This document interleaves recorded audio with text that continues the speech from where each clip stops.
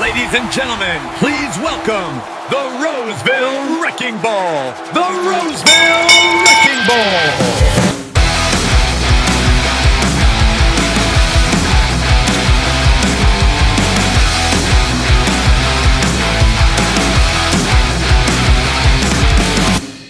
Joshua Shrum. He is a very talented steward, very knowledgeable. The Roseville Wrecking Ball. This is one of those podcasts where I listen to every episode. I love what he's putting out there. The Roseville Wrecking Ball. Josh Shrum. Parcels of Knowledge. Does a fantastic job with that podcast. The Roseville Wrecking Ball. He is an Article 8 scholar, and thank God. We need Article 8 scholars right now. Tune into the Parcels of Knowledge podcast while you're on the route. That's the mailman's playbook, brother. All right, here we are with Walt Mcgregory, our special guest, and as always, we're going to ask him to introduce himself. Would you like to introduce yourself for the record, Walt? All right, good morning, Brother Josh.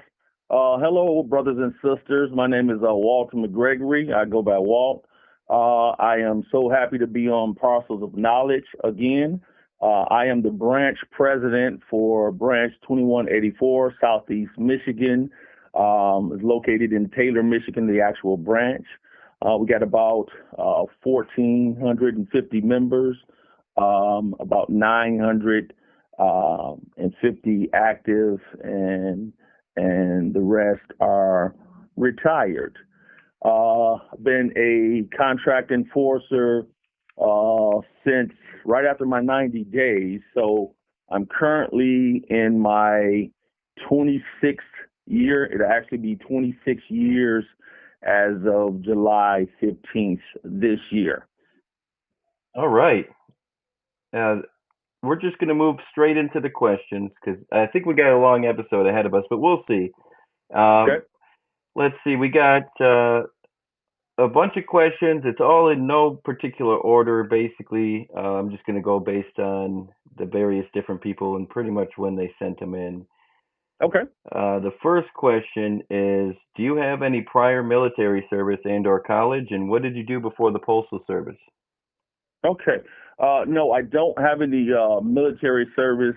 I attended 2 years at Detroit College of Business. I did not get a degree. And before I started at the United States Postal Service, I was a manager, front desk manager for Marriott International. They got various brands. Started out at Fairfield and then went on to front desk manager for Residence Inn by Marriott. And I did that for approximately 5 years prior to coming to the United States Postal Service. All right, that's pretty cool. Let's see. Do you get your branch any discounts when you guys go to stay at the Marriott? I'm just joking. That would be nice, but unfortunately, no. Have to pay the same price as you and everybody else, brother. All right. Well, various CLC candidates have nicknames, aka Bill Kriebel's the Hunter. What's your CLC nickname? They haven't given me one.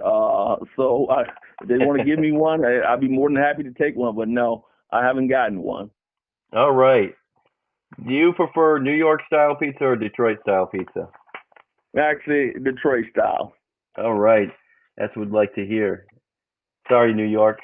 Hey, no offense, brother John Cruz or Richie Ray or Orlando. No offense. Exactly. Now, this next one's a really long one. Region 6, the Kim region, has been accused of being the worst good old boy network of any region. I have seen different versions and levels of cronyism in my own branch, and I think anyone who's being completely honest with themselves would agree that it is everywhere at every level. To what degree? What about your branch? What are you doing about the favoritism in your own house, Branch 2184? More specifically, A young lady ran for an executive board position of the state and did so without asking your permission as if that was required. Why is NALC members need to kiss the ring before moving forward? Well, yeah, the brothers or sisters of Branch 2184, they can run for any position they want within local, region, or the national level. Doesn't require my permission. So whomever assumed that they're actually wrong. You can run for any position.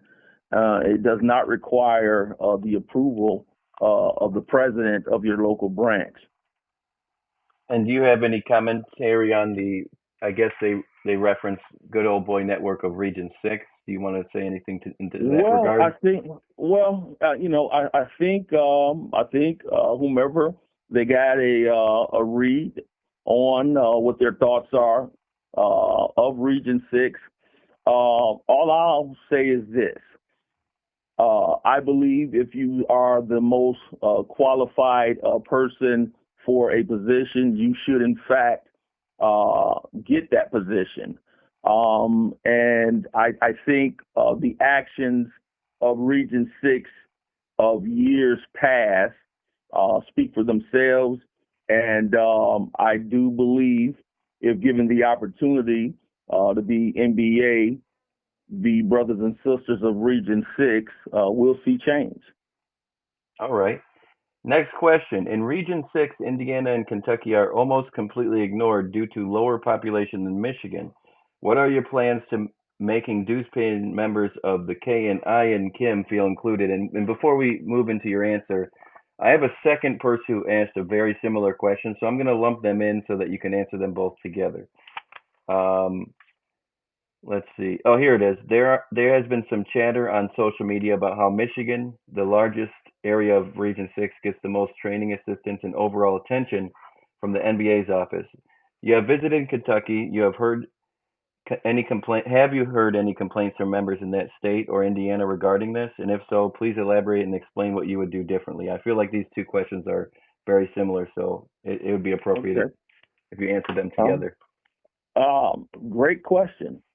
What I plan on doing, well, first of all, yes, I speak to Kentucky carriers probably 3 to 4 times a week, and a couple of Indiana carriers I speak to a couple of times a week. I get a lot of requests for information to assist in contract enforcement. For whatever reason, again, I'll help whomever. All right. I have a lot of assistants here running my branch, and that's what my membership pays me to do. I spend a lot of time outside of normal business hours, and that's when I assist other carriers outside of my branch. What I plan on doing different is putting together a CAU, contract administrative unit, and it's going to consist of members from each state. All right. And I'll be visiting Indiana and Kentucky quite a bit, along with the regional assistants that are in the office with me. So anybody at any given time should feel that they got assistance through the regional office, because the regional office is designed and it works for the membership, not the other way around. The membership doesn't work for the regional office. All right. And again, what I plan on doing different than what is going on right now, plan on taking a more proactive measure versus a reactive measure, waiting on the phone calls to come in.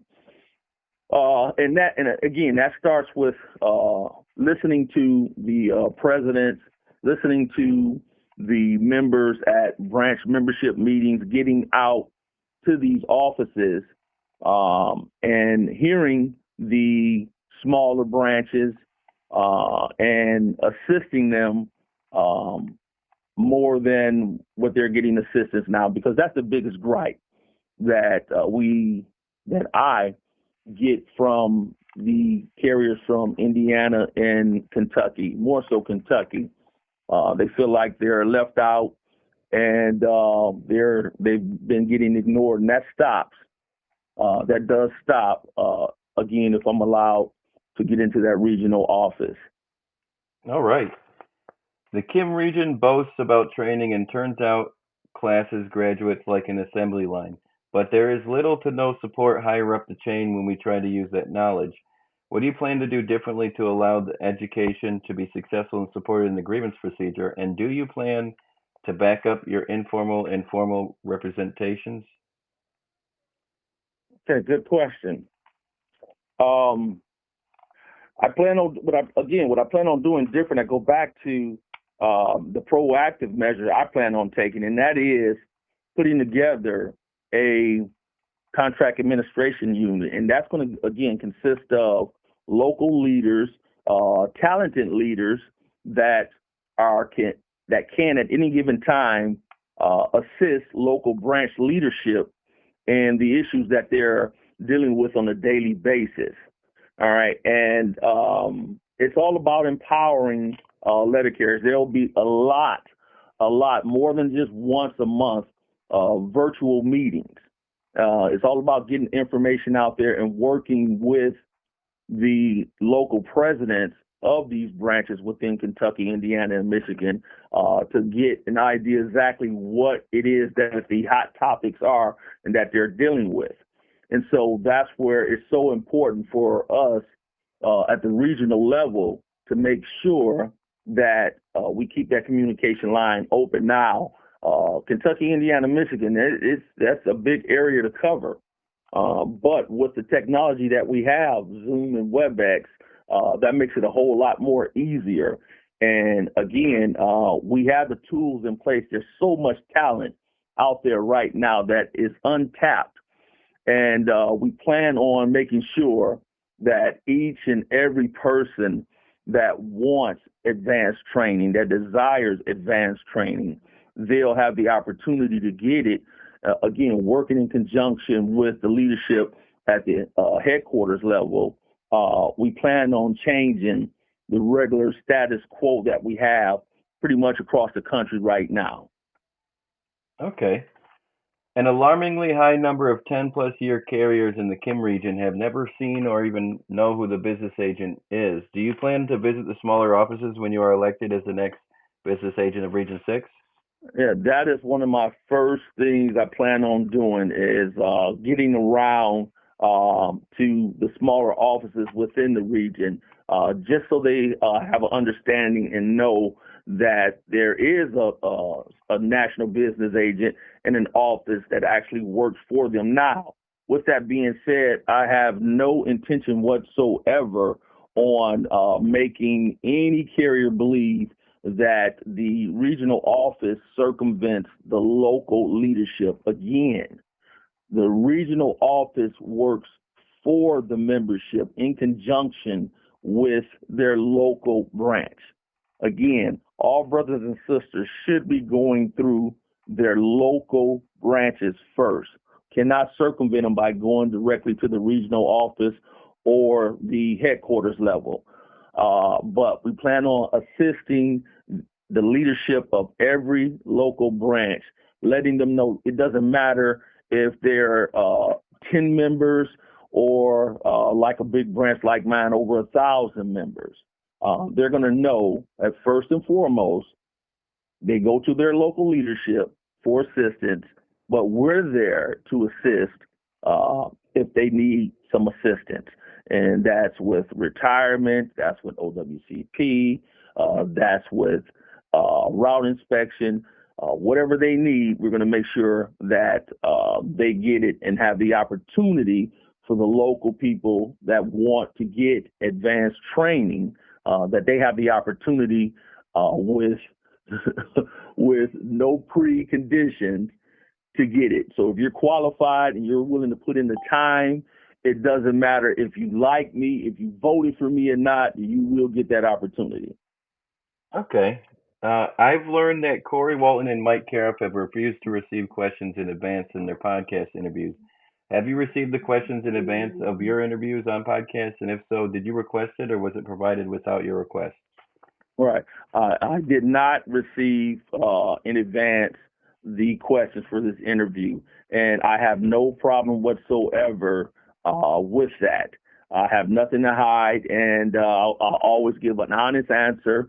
If there's something that I don't know, I'll tell you, I'll get back with you, and I'm able to research it and get back and tell you what the answer is. All right. What makes you a better NBA than David Mudd? Could you maintain the status as the best training region in the union as Region 6 currently enjoys? Right. Well, well, I think that's a subjective question. I don't know if Region 6 is the best region in the country. I do believe that I can do a better job than the current NBA. But again, that's a subjective question. So whoever asked it, that's how he or she believes or what they believe.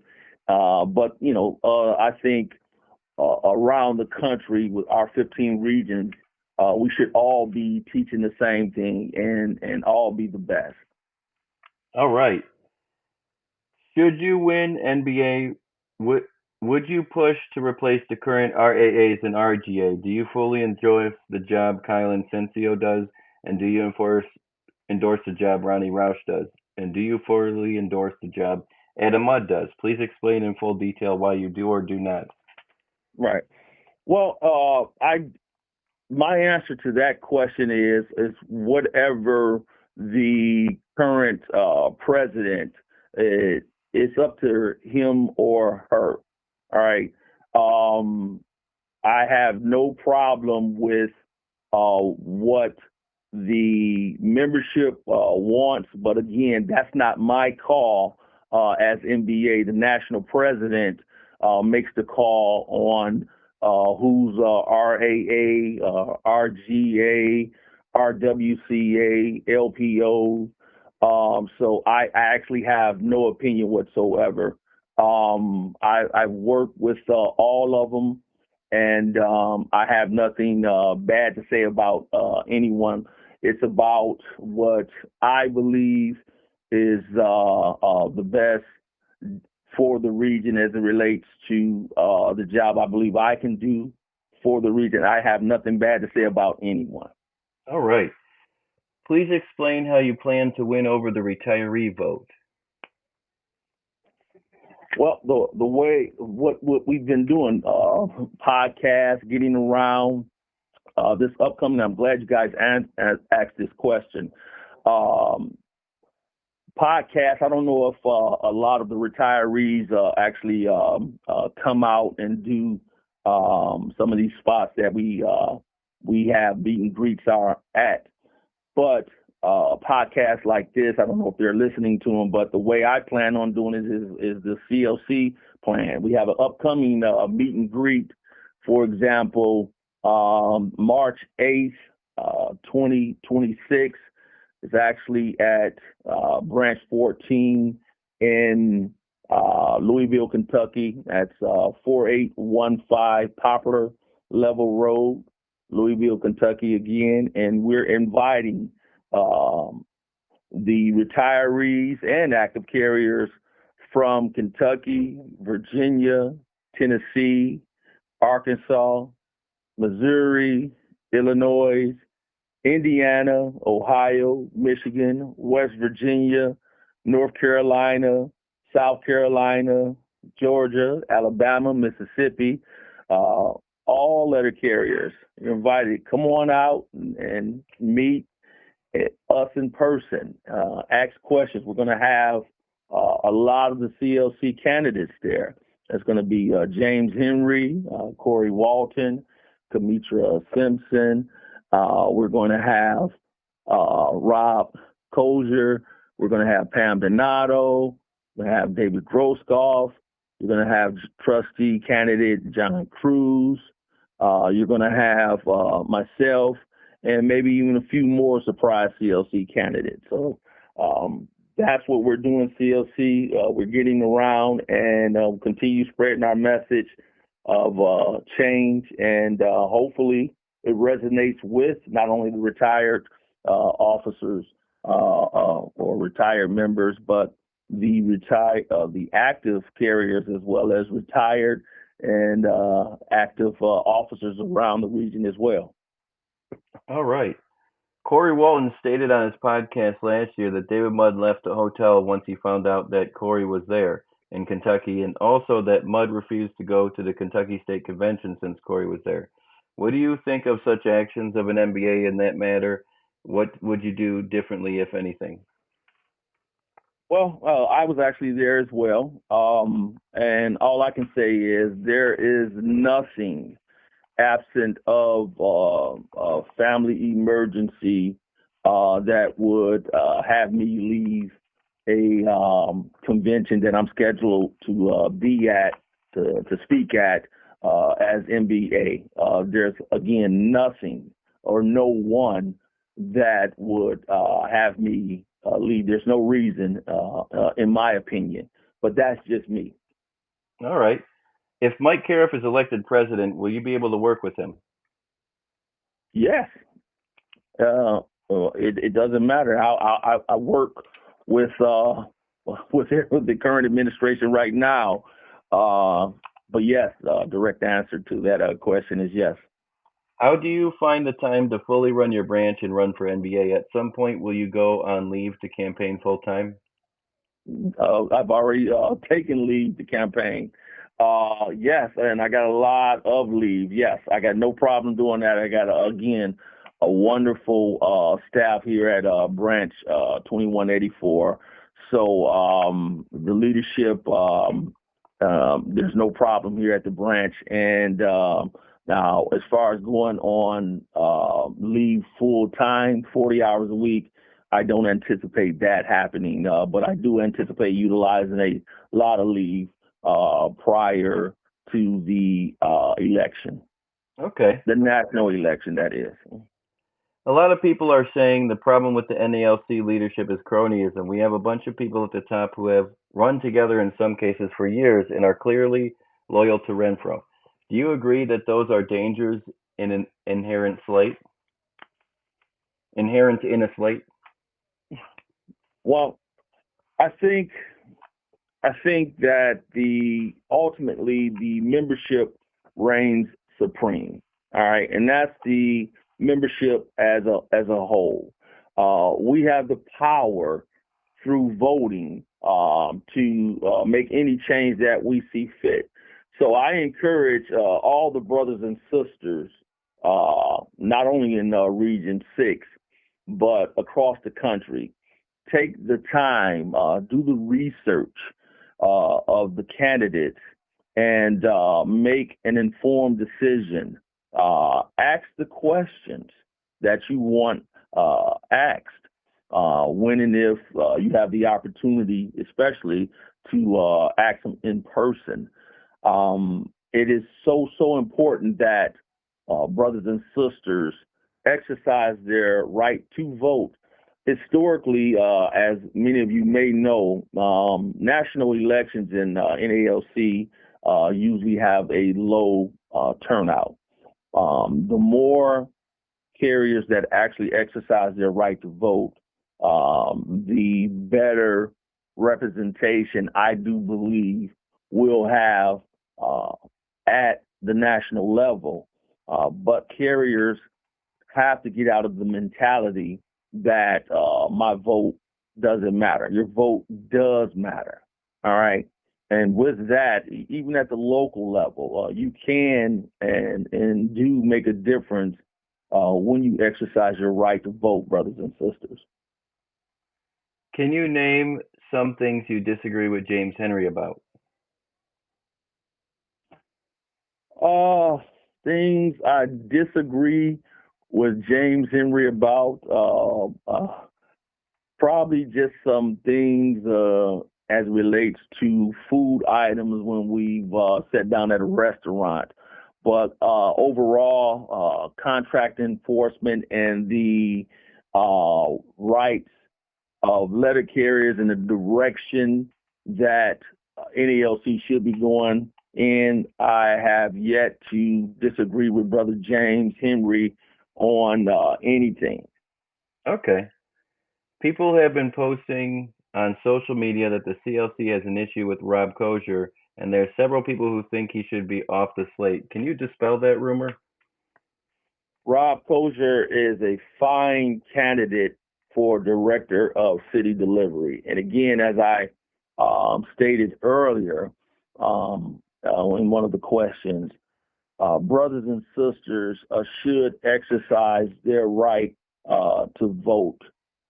And to my knowledge, as of right now, there is no other candidate at the national level running for director of city delivery. Now that may change, but I think Brother Rob is a fine candidate for the position, and I'm confident that James Henry has selected a more than capable person in Rob, that is, for this position. So we're all going to have distractors. We're all going to have, respectfully, haters or people that don't like us for whatever reason, and that's okay.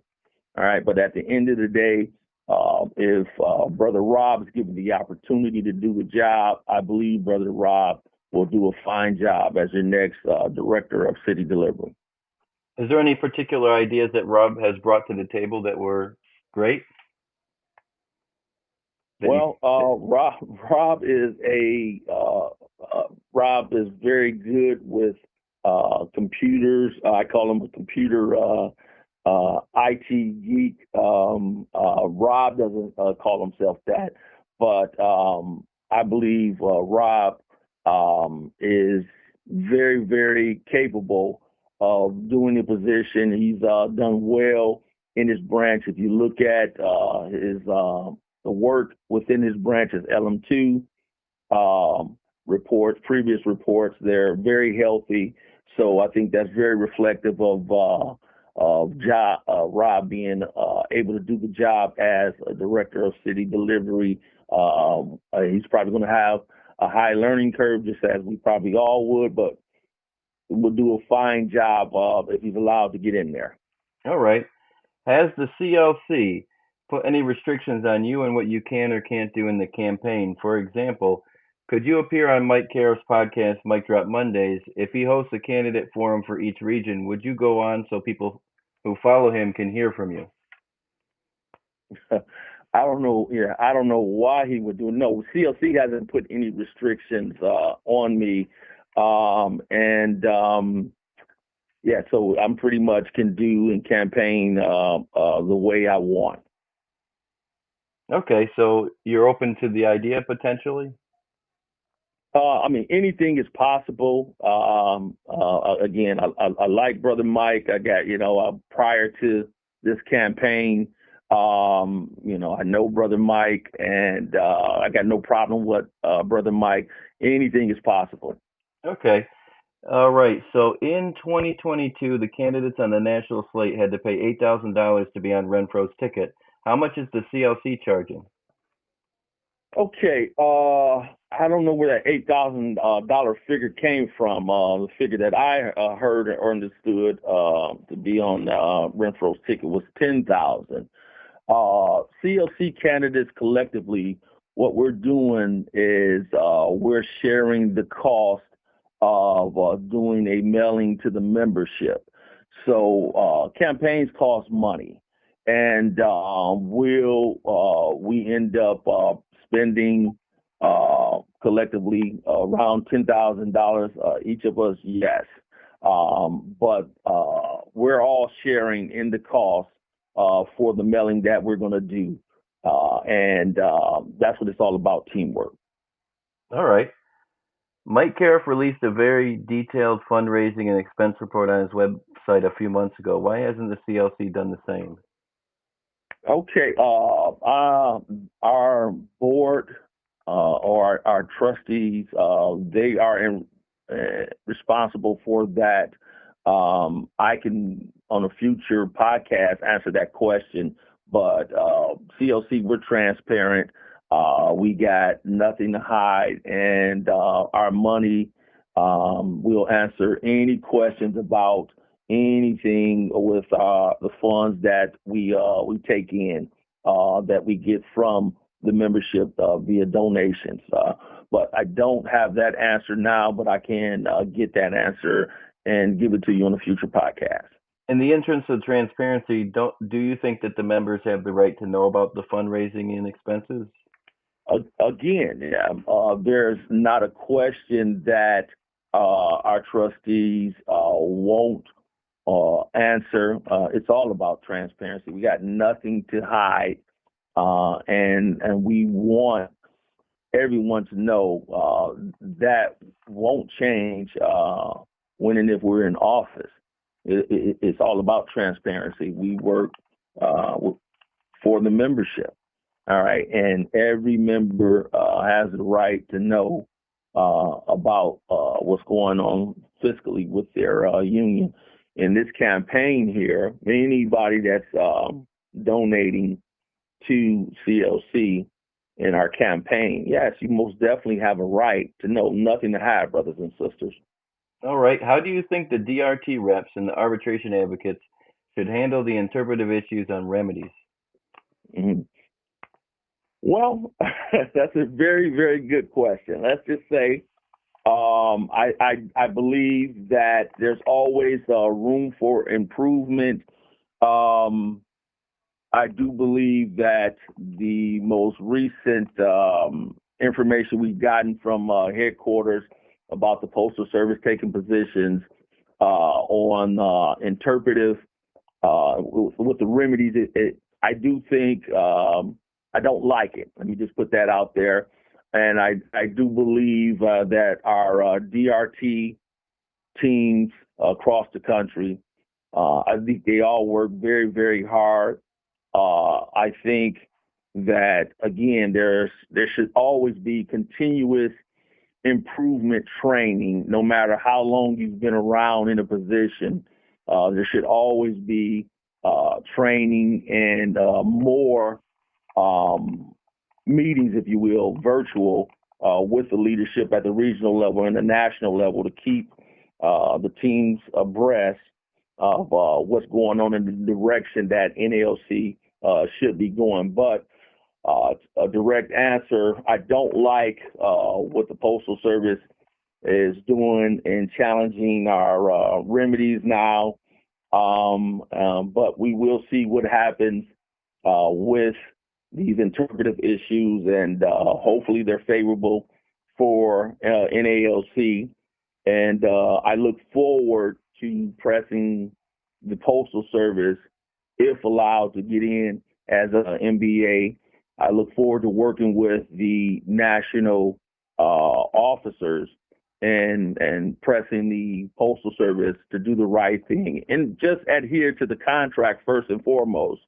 And there won't be so many grievances asking for escalated remedies as a result if the Postal Service would just do the right thing and stop violating.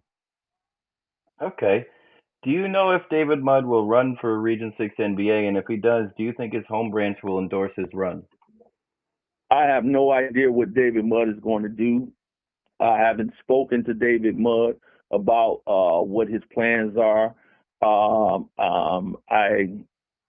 don't want to sound nonchalant, but I can care less if he runs or not. As of right now, I'm the only candidate that I know of that is running for Region 6 NBA.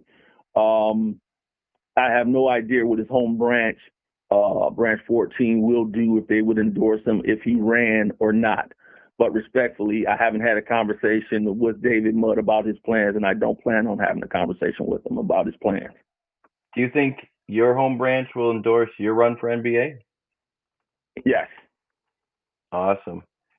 All right. I'm told you're a full-time president of your branch. Can you give me a timeline of your service with the USPS, including your union positions? Yes. In my introduction, I kind of went there, but I'll dissect it more. I started in 2000, right after my 90-day probationary period. Started as a PTF. Ooh, excuse me. I immediately became a alternate steward in Wayne, Michigan. And then shortly thereafter, a couple of months, I became the title steward, where I remained steward up until 2021 when I became full-time.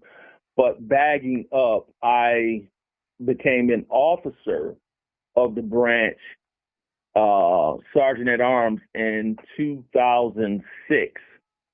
2006, I was the Sergeant at Arms, and then after that, after a few years, I became Vice President of the branch. I think I did that for about 6 years. Then I became EVP of the branch. I think that was like another 6 years. And again, ultimately, January 5th, 2021, I became president of the branch full-time at that time, and still am. When was the last time you carried mail on a regular basis? On a regular basis, 1/4/2021 was the last time that I carried mail on a regular basis. After that, I had to learn the hard way. I was a ODLer. I've been an ODLer ever since I made regular back in 2003. I made regular and been on the overtime list, 12-hour list ever since then. Once I became full-time in 2021, having the Saturday and Sunday off. Prior to that, I was working Amazon Sundays as a part-time officer, and when I didn't work here, obviously I was at the Postal Service. And so when I became full-time, I had to find out that once you're full-time, you're coded in the tax system with the Postal Service. Your badge or your time card, back then in 2021, we were still swiping with time cards. It no longer works or accepts you. So on the weekend in Amazon Sunday, when I first became full-time, I wanted to work still on the weekend and, make a little additional money because we took a pay cut, you're not making any overtime or anything like that. And to come to find out, my time card, it did not work anymore. So for I did that for about a month straight working weekends, but I didn't have any clock rings because once you're full-time, you're coded full-time in the system, it doesn't accept you. So I had to contact Nicole Ryan, and the only way management was able to pay me for the time that I worked, I had to file a grievance for them to put it into their system to do a payout. And that payout through the grievance procedure, it would affect my pay through NALC headquarters in my branch. It would take out allotments and things like that there. So finally, Nicole Ryan, she told me, she says, Walt, now that you're full-time, you're going to have to figure out, do you want to work for NALC, Branch 2184, or do you want to work for the United States Postal Service? Because you can't do both. All right. And so, I found out the hard way. Yeah, once you're full-time, I love being an ODLer, you cannot work for the United States Postal Service unless they go in and do a PS Form 50 change for the time frame that you are attempting to work on your route. So I've been asked this question before, but any full-time officer that works for NALC, that's at the national level, regional, or local level, their badge doesn't work anymore as far as clocking in and getting taxed. They don't get paid just like the regular carrier because the Postal Service can't pay them the way they're coded as full time on their PS Form 50. Oh yeah, that's an interesting sacrifice you have to make when you become a full-time officer. Mm-hmm. Now, so it's for the love of the job. Obviously, it ain't about the money. Yeah. Taking a pay cut. Yeah, you're right. Now, how's it like working with the grievance genius and the city carrier weatherman, Joe Galaka? So my mentor, when I tell you, he was just here yesterday. We had a branch audit that we passed. He's one of my trustees. He's actually, again, the most important mentor that I've had in my NALC career, and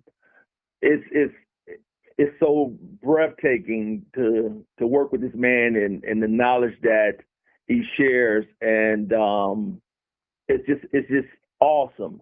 And I only hope and pray that he stays healthy and stays involved the way he is in assisting letter carriers, not only here within Branch 2184, but across the country. And again, Joe's always just a phone call away, and he spends astronomical amount of time assisting letter carriers and contract enforcement. And I wish every contract enforcer had the opportunity to work close with them like I do.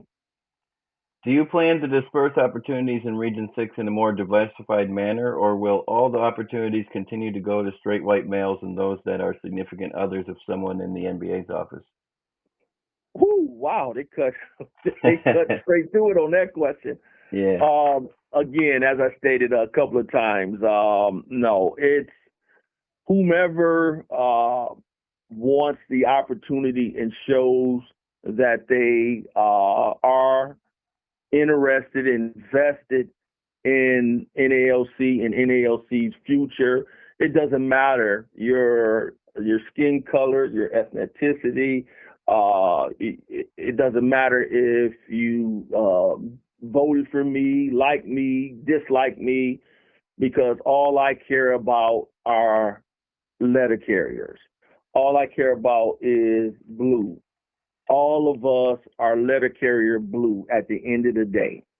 And again, just like I don't expect people to be like me. My wife, Jackie, she's told me so many times, Walt, you cannot expect everybody to be as passionate about being a leader in NALC like you are.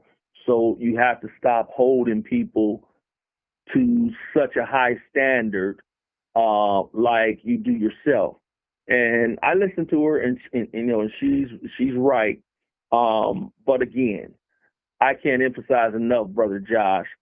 If you truly are interested in NALC, learning, teaching, and looking out for the best interest of NALC in the future, letter carriers with you now and coming up behind you, you will have an opportunity, and you can go as far as you want in NALC. All you have to do is keep letter carriers first. That's what it's all about. Absolutely. Now this I got one last question, but before I get to it, this person wanted to do a shout out instead of a question. They said, "Thank you for being such a strong and knowledgeable mentor to other branches in this region. You already exhibit NBA qualities to small branches simply out of the kindness of your heart. We really appreciate you, Brother Walt." And then, Oh man, I appreciate them. and then the last but not least question is there anything else you'd like to add before we wrap this up? Yes, thank you so much. First and foremost, Brother Josh, for giving me an opportunity on your platform to reach out to the brothers and sisters of NALC. I do want to recognize the brothers and sisters of branch 2225. I think they are out of, it's out of Georgia. They just lost a brother, DeQuavius Graves. Looks like, they are out of Decatur, Georgia. Brother Graves was fatally shot on his route last week. So I want to have a moment of silence for the brother that we just lost.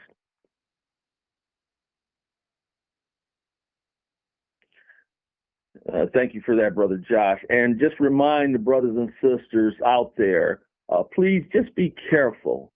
Be careful. Be cognizant of what's going on out there while you're on your routes. Do not, under any circumstances, get into a situation with anyone where if someone comes up and approaches you and tries to take something from you, your keys or anything, give it to them. All that stuff can be replaced. You cannot be replaced.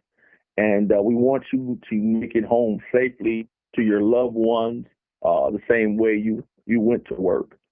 And also, in this environment that we're in, Brother Josh, everything is so politicized.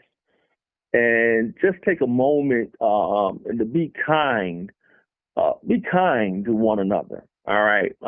We all have a lot of differences, but at the end of the day, we are still brothers and sisters.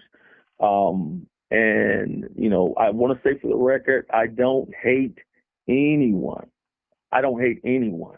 All right. Just like first day CCA has the right to run for national president if he or she wants to. I'm running for national business agent for Region 6 because I believe that I can do a better job, and I believe that I can have the region go in a better direction than it has been going in. And again, I just want to encourage all the brothers and sisters out there, do your research. Do your research in this upcoming national election. Take the time, ask the hard questions, and make a vote. Exercise your right to vote. And once again, Brother Josh, I do appreciate all that you do to help educate letter carriers across the country, because your podcast is very, very popular. And I look forward to being back on if you'll have me on in the future. And again, just encourage you to continue to do the outstanding job that you do educating letter carriers. I appreciate you too, Walt. It was good having you on. If these guys are getting educated, we will be in big trouble.